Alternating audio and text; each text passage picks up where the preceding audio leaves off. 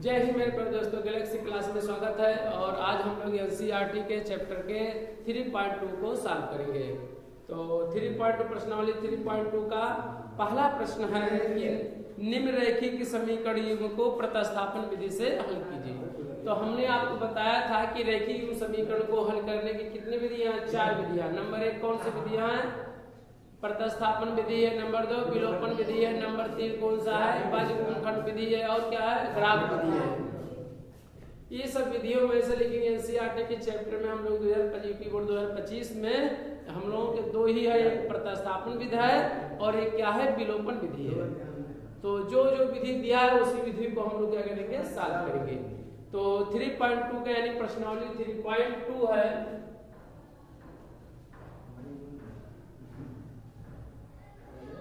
प्रश्नावली 3.2 है और इसमें पहला प्रश्न कहा है कि प्रतिस्थापन विधि से हल कीजिए।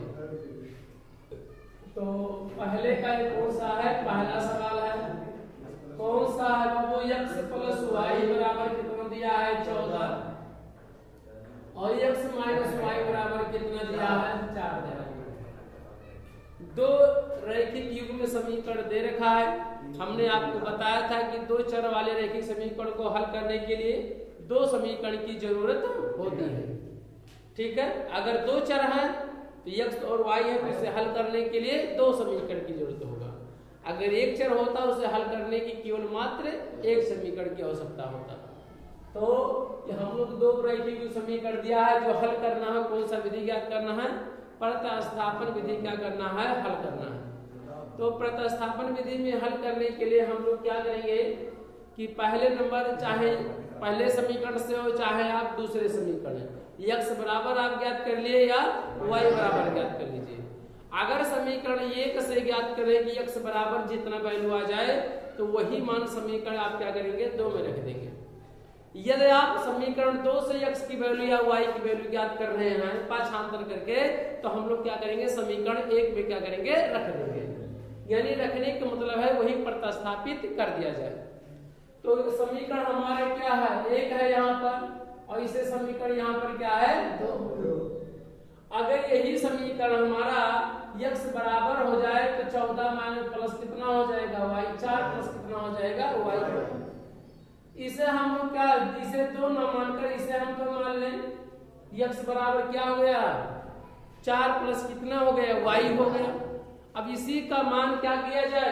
हमने समीकरण 2 से ज्ञात किया था ना, तो हम लोग क्या करेंगे? पहले समीकरण में क्या करेंगे? प्रतिस्थापित कर देंगे। यानी x बराबर क्या लिखेंगे? x बराबर समीकरण 1 में क्या लिखेंगे?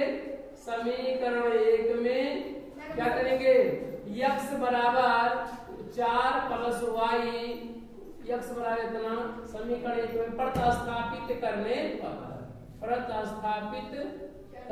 पर, चाहे प्रश्न में कहे प्रतिस्थापित करने पर और चाहे रखने पर। आप हमने यहाँ पर x बराबर ज्ञात किया है, आप y बराबर भी ज्ञात कर सकते हैं। अगर y बराबर ज्ञात करते तब क्या हो जाता? 4 यहाँ से y चाहे समीकरण 1 से ज्ञात करते, y बराबर क्या होगा? 14 माइनस कितना हो जाता? x हो जाता। तब समीकरण हम लोग किस में रखते? 2 में रखते। अगर समीकरण 1 से ज्ञात करेंगे तो समीकरण किस में रखेंगे? 2 में। अगर 2 से ज्ञात करेंगे तो समीकरण किस में रखेंगे? 1 में। बात समझे कि नहीं? 1 से ज्ञात करेंगे तो 2 में रखेंगे और 2 से ज्ञात करेंगे तो 1 में रखेंगे। ठीक है, हमेशा याद रखेंगे। ये कौन सा विधि है? ये प्रतिस्थापन विधि। प्रतिस्थापित का मतलब है कि x को हटाकर क्या कर दिया जाए? उसी की जगह पर प्रतिस्थापित कर दिया जाए, नहीं रख दिया जाए। ठीक है,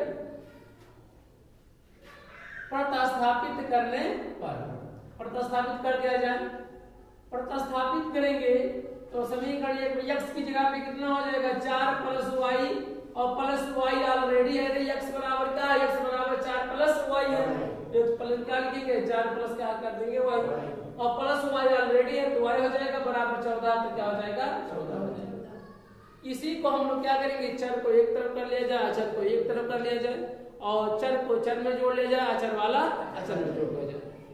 तो अगर y में y जोड़े कितना होगा? 2y होगा। एक वाई धन एक वाई कितना होगा 2y। एक कहेंगे सर जी कहाँ है, तो आप ये यहाँ का क्या है गुणांक है, तो ये कितना हो जाएगा 2y बराबर कितना हो गया 14 प्लस 4 है तो इधर आ जाएगा तो क्या आएगा -4, तो -4 कर देंगे तो यहाँ पर कितना होगा 2y बराबर कितना होगा 10 हो जाएगा। हमें 2y की वैल्यू ज्ञात नहीं करना है, हमें एक y की वैल्यू ज्ञात करना है। तो 2y बराबर इतना, तो बीच में क्या है गुणा है ना, तो पांचवांतर करेंगे तो क्या हो जाएगा भाग हो जाता। अगर यहाँ गुणा होता तो इधर क्या हो जाएगा भाग, अगर भाग होता तो क्या जाता गुणा, प्लस तो क्या हो जाता इधर आता माइनस, माइनस होता तो क्या आता प्लस। यह इसे पांचवांतर का नियम कहते हैं, ठीक है। तो y बराबर कितना हो जाएगा 10 बटे कितना हो जाएगा 2, काटेंगे कितना आ जाएगा 5, 2 पंचे 10, y का मान कितना आ गया 5। y बराबर क्या करेंगे y बराबर 5 समीकरण किसमें लिखने पर, चाहे एक में प्रतिस्थापित करो और चाहे बाबू दो में प्रतिस्थापित करो, दोनों एक के बराबर है, ठीक है। तो क्या करेंगे y बराबर 5 समीकरण एक में क्या करने पर प्रतिस्थापित करने पर, चाहे आप प्रतिस्थापित लिखिए और चाहे आप रखने पर लिखा जाए, दोनों बात सेम होगा। तो क्या हुआ, इससे कोई मतलब नहीं, समीकरण एक में रखे ये y की वैल्यू पता हो गया, आप चाहे एक में रखो चाहे दो में रखे, आप स्वतंत्र हैं, आप चाहे तो समीकरण वैल्यू आंसर दोनों का सेम ही आएगा, ठीक। यहाँ चाहे समीकरण एक में रखने पर और चाहे प्रतिस्थापित करने पर, प्रश्न में कहा प्रतिस्थापित करने पर, इसलिए हम लोग क्या करेंगे प्रतिस्थापित विधि से हल करना, तो इसलिए लिख देंगे प्रतिस्थापित करने पर, ठीक।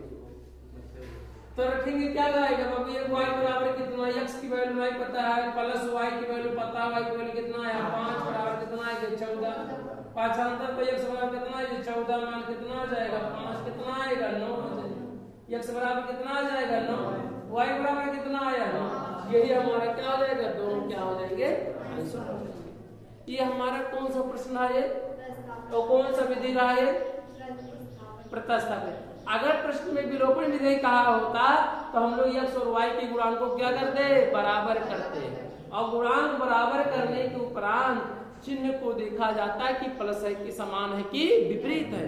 यदि समान रहेगा तो क्या करते घटा देते, और विपरीत चिन्ह होगा तो क्या करेंगे जोड़ लेंगे। बात समझो, जब x और y के गुणांक क्या होंगे, चाहे x के गुणांक आपस में बराबर हो और चाहे y के, दोनों समीकरणों के x और y के, किस विधि में विलोपन विधि में, लेकिन इसमें गुणांक या चिन्ह को हमें देखना नहीं है, केवल x बराबर ज्ञात करना है या y बराबर ज्ञात करना है। बात समझे कि नहीं, नोट कर लिया जाए।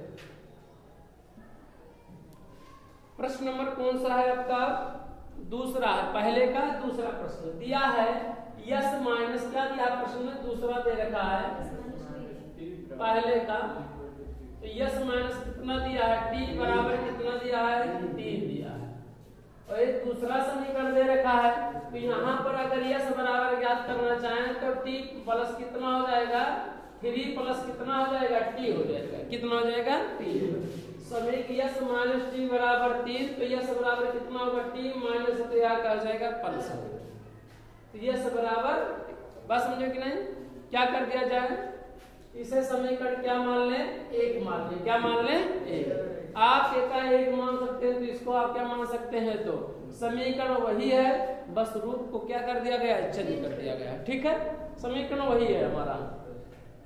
दूसरा है यस बटे कितना दिया है 3 और प्लस t माइनस कितना है 2 और बराबर कितना दिया है 6, ये समीकरण कौन सा है, ये 2। हम लोग क्या करेंगे कि यस बराबर 3 प्लस t बराबर इसी समीकरण क्या करेंगे प्रतिस्थापित कर देंगे, प्रतिस्थापन में विधि ज्ञात करना है, तो क्या करेंगे आप t बराबर में, तो जब t बराबर ज्ञात करते हैं समीकरण 1 से, तो यहाँ से t की जगह पे क्या लिखते रखते हैं वहां पर। एक चीज और है, आप इस समीकरण से दूसरे समीकरण से भी यस बराबर या t बराबर ज्ञात कर सकते हैं, परंतु इसको लगाएंगे तो एक पहले आप इसे रखेंगे ax plus by plus c equal to 0 के फॉर्म में लिखेंगे, पांचवांतर करेंगे, भिन्न में है तिरछा क्या करेंगे पहले गुणा करेंगे, तब आप यस बराबर या t बराबर ज्ञात कर पाएंगे। इसलिए हम इससे ना करके हमने क्या कर दिया पहले समीकरण से ही कर दिया, जिससे क्या हो आसानी हो, ठीक। क्या कर दिया जाए, यस बराबर क्या करेंगे, लिखेंगे समीकरण 2 में यस बराबर किसके, यस बराबर 3 + t प्रतिस्थापित करने आप क्या कर देंगे, प्रतिस्थापित कर देंगे। समीकरण 2 में यस बराबर इतना प्रतिस्थापित करने, समीकरण 2 में रखेंगे। आप अपने शब्दों को और भी लिख सकते हैं कि समीकरण 1 का मान समीकरण 2 में प्रतिस्थापित करने पर आप समझ सकते हैं आप।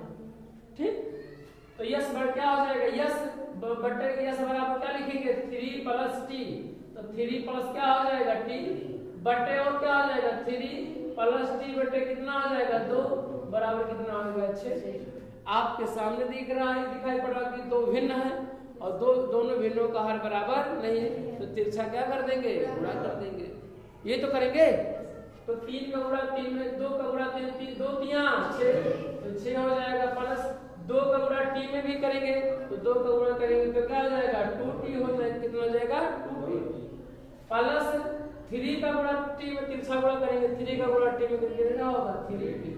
अच्छा ऐसा ये क्यों, क्योंकि भिन्न का अगर हर बराबर नहीं जाता है तो तिरछा हम लोग गुणा करते हैं, समझे कि नहीं। बटे हर का गुणा 3 गुना 6 बराबर 6 बटे कितना हो जाएगा 1 हो जाएगा। नहीं है तो बटे किसी भी संख्या के नीचे बटे आप 1 मान सकते हैं, 1 मान लिया हमने। अब तिरछा क्या करेंगे, फिर बराबर के इधर उधर क्या करेंगे तिरछा गुणा, 1 का गुणा करेंगे तो वही मिलेगा। 6 है तो 6 2t और प्लस 3t तो कितना होगा 5t होगा, तो 3 और कितना हो जाएगा 5t लिख देंगे यहाँ पर। आगे क्या लिखेंगे आगे बराबर 6 का गुणा 6 में 6 होगा, चर को एक तरफ कर लिया जाए, चर को एक तरफ कर लिया जाए। 5t यहाँ देखिए चर ये है, अचर यह है और अचर यहाँ पे भी, तो चर को अचर क्यों क्या करेंगे पाछांतर कर देंगे, और पाछांतर के चिन्ह क्या होता है बदल जाता है, प्लस आता है तो क्या हो जाएगा माइनस में जाता है तो क्या जाता है प्लस। तो 5t बराबर कितना हो जाएगा 36 और माइनस कितना हो जाएगा 5 हो जाएगा। घटाएंगे कितना आएगा, इधर 30 आ जाएगा, इधर कितना हो जाएगा 5t, गुणा है यार क्या हो जाएगा भाग हो जाएगा, भाग हो जाएगा t बराबर कितना होगा 30 बटे कितना होगा 5, भाग देंगे 5 6 30, तो t बराबर कितना आ गया 6 आएगी कितने बताओ आगे। अब हम लोग क्या करेंगे, t का मान समीकरण किस में रख दिया जाए, चाहे 1 में रखो चाहे तो 1 में रखेंगे तो क्या होगा आसान होगा। अगर हम 2 में रख देंगे t का मान तब ये भिन्नात्मक हो जाएगा, तो फिर तिरछा गुणा करना पड़ेगा हमें। तो इस सबसे बचने के लिए हम लोग क्या कर रहे हैं समीकरण 1 में रख रहे हैं, क्योंकि जिससे ज्यादा गुणा भाग ना करना रखेंगे तो वैल्यू उतना क्या आएगा सेम आएगा। क्या लिखेंगे समीकरण, क्या लिखेंगे समीकरण 2 में, समीकरण 2 में कि 1 में, 1 में क्या लिखेंगे t बराबर 6 प्रतिस्थापित करने पर, क्या कर देंगे प्रतिस्थापित करने पर, प्रतिस्थापित करने क्या करेंगे प्रतिस्थापित कर देंगे, रखेंगे तो कितना आएगा बाबू यस है तो यस बराबर 3 की वैल्यू कितना है 3, तो ऐसे ही रहेगा प्लस t की वैल्यू कितना है t बराबर 6, जहां t है वहीं का तो 6 लिख दीजिए, 6 लिख दीजिए तो कितना होगा यस बराबर 6 3 कितना होगा 9, तो हमारे यही क्या होगा वैल्यू, क्योंकि इसमें दो चराशियां थी यस और t, यस और t को हमने क्या किया सॉल्व कर दिया। ठीक है, अब हम लोग क्या करेंगे नेक्स्ट क्वेश्चन को सॉल्व करेंगे। ये हमारा कौन, यहाँ t की वैल्यू 6, यहाँ s की वैल्यू कितना आया 9 है। अब हम लोग क्या करेंगे तीसरे प्रश्न को क्या करेंगे सॉल्व करेंगे। अब लोग हम लोग क्या करेंगे प्रश्न नंबर क्या करेंगे तीसरे प्रश्न को सॉल्व करेंगे। तीसरा प्रश्न कौन सा है, दिया है 3x - y बराबर कितना दिया है 3। तो हम लोग क्या करेंगे x बराबर ज्ञात करेंगे कि y बराबर, हम लोग को देखिए अगर जो गुणांक में रहे किसी चीज के एक के अलावा तो प्रयास करेंगे कि उसको रहने दिया जाए, पाछांतर ही कर दिया जाए। यहाँ पर देख रहे हैं कि अगर हम y बराबर ज्ञात करें, क्या करें y बराबर ज्ञात करें तो थोड़ा क्या होगा आसान होगा। आसान ये होगा कि y बराबर पांचांतर करेंगे तो y क्या हो जाएगा, प्लस y इधर हो जाएगा, और 3 को इधर पांचांतर करेंगे तो 3x माइनस कितना हो जाएगा, 3 हो जाएगा, क्योंकि प्लस अब यहाँ क्या हो जाएगा माइनस, ये माइनस वाला तो क्या हो जाएगा प्लस। अब लेकिन आपके सामने 3x माइनस 3 इक्वल टू का y, तो हम इसी बात को y बराबर 3x माइनस 3 लिख दे, समीकरण क्या मान ले रहे हैं, इसको पहले लिख दे रहे हो, इसको बाद में लिख दे रहे हो, बात समझे कि नहीं, क्योंकि दो पदों को पहले लिखना क्या होता है थोड़ा कठिन लगता है। एक पद ये y बराबर 3x माइनस कितना है 3, इसका मतलब है कि y की जगह पे इतना का रख सकते हैं या प्रतिस्थापित कर सकते हैं। दूसरा समीकरण दिया है, दूसरा समीकरण ये दे रखा है कि 9x दिया, कितना दिया है 9x और माइनस 3y और माइनस कितना दिया है 9 दिया है। हल किया जब आप करेंगे तो यहाँ पर से क्या करेंगे, इसे समीकरण क्या मान लिया जाए 2, समीकरण 1 का मान समीकरण में 2 में क्या करने पर प्रतिस्थापित, आप समीकरण 2 से भी ज्ञात कर सकते हैं x बराबर या y बराबर, लेकिन जब हम लोग पांचांतर करेंगे तो 9x बराबर, देखिए ध्यान से 9x बराबर 9 यानी 9 प्लस कितना होगा 3y, तो x बराबर कितना होगा 9 प्लस 3y बटे कितना हो जाएगा 9, भिन्नात्मक आ गया ना। अब भिन्नात्मक को सॉल्व करना क्या होता है थोड़ा कठिन होता है, इसीलिए समीकरण 1 से हमने क्या किया y बराबर ज्ञात कर लिया। आप x बराबर भी ज्ञात करेंगे तब भी आंसर उतना आएगा, इतना भी नहीं, इसका भी वैल्यू लिखा जाए समीकरण 1 में तब भी आंसर उतना ही आएगा, लेकिन इसको नहीं लिख रहे हैं इसलिए कि यह भिन्नात्मक से क्या बचा जा सके, सॉल्व किया जा सके आसानी से और जल्दी से, समझे कि नहीं। चलिए लिखिए क्या करेंगे, समीकरण 1 ये समीकरण 1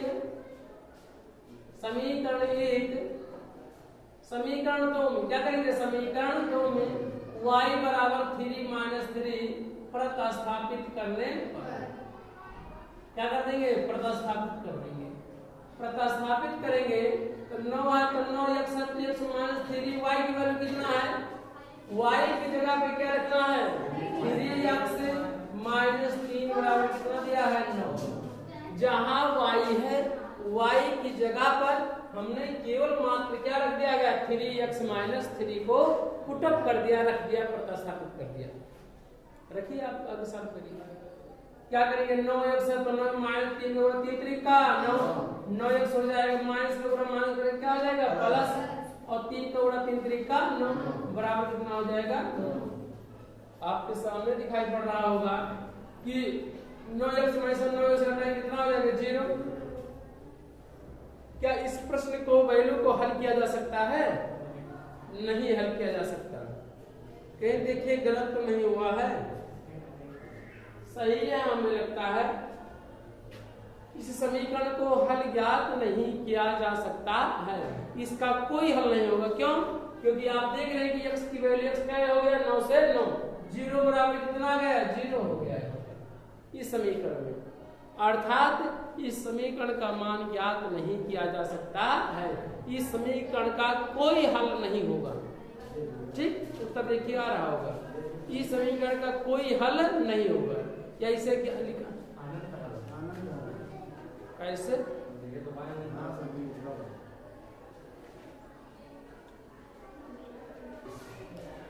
इसको पता करने के लिए हम लोग क्या करेंगे, अब यहाँ पर 0 बराबर आ रहा ना, तो हम लोग क्या करें कंडीशन को देखेंगे, कौन सा कंडीशन, रेखीय युग्म में वही की जो संगत होगा असंगत होगा, इसका एक हल होगा आद्वितीय हल होगा, देखेंगे चेक करेंगे।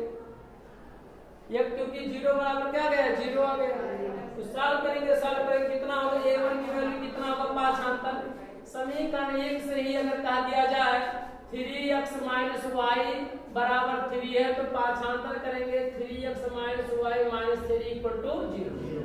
यहाँ पर a1 की वैल्यू कितना होगा 3, b1 की वैल्यू कितना होगा माइनस 1, c1 की वैल्यू कितना होगा माइनस 3। आप इसके बाद क्या करेंगे, दूसरे समीकरण से क्या करेंगे, 9x दिया है माइनस 3y इक्वल टू कितना दिया है 9, पांचांतर करिए 9x माइनस 3y और minus 9 equal to 0। a1 a2 b1 b2 को क्या किया जाए, अलग कर लिया जाए।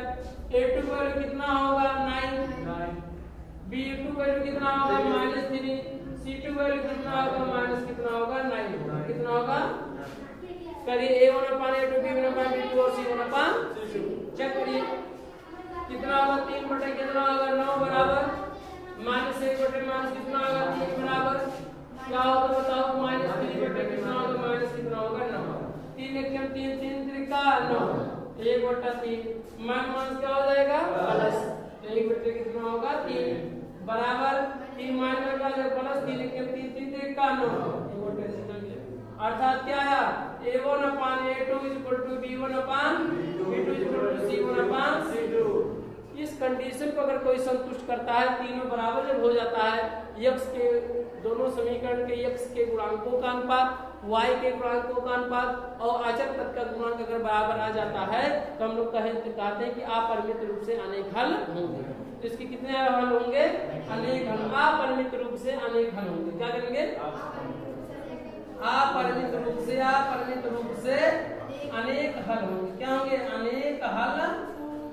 अनेक हल का मतलब क्या है, कोई दोनों समीकरण अगर देखा जाए समीकरण, अगर इसी समीकरण में 9x minus 3y minus 9 equal to 0 है ना, 3 से पाछांतर करके यानी कॉमन ले लिया जाए, 3 से क्या ले लिया जाए कॉमन। अगर कॉमन लेंगे तो 3 3 का 9 माइनस y और माइनस 3 हो जाएगा इक्वल टू क्या होगा 0। 3 से क्या कर दिया जब भाग दे दिया दोनों बच्चों में तो 3x minus y minus 3 equal to क्या हो जाएगा 0। पहला ही समीकरण क्या हो जाएगा दूसरा हो जाएगा, पहला ही समीकरण क्या हो जाएगा दूसरा। इसका मतलब कि दोनों रेखाएं एक दूसरे को क्या करेंगी समपाती होंगी। क्या होंगी समपाती। अगर इसका हल देखा जाए तो आप परिमित रूप से क्या होंगे अनेक, क्योंकि दोनों मानों को आप परिमित रूप से सब x y के मान बहुत से ऐसे मान है जो सबको क्या करेगा वो संतुष्ट करेगा। बहुत से ऐसे मान, बहुत अनंत इसलिए कहा गया उसमें अनंत हल होंगे। तो अब हम लोग क्या करेंगे, तीसरा ये हो गया। चौथे प्रश्न को हम लोग क्या करेंगे नेक्स्ट वीडियो में सीखेंगे। हमें उम्मीद है कि आप बेहतर से सीखे होंगे। जय हिंद जय भारत।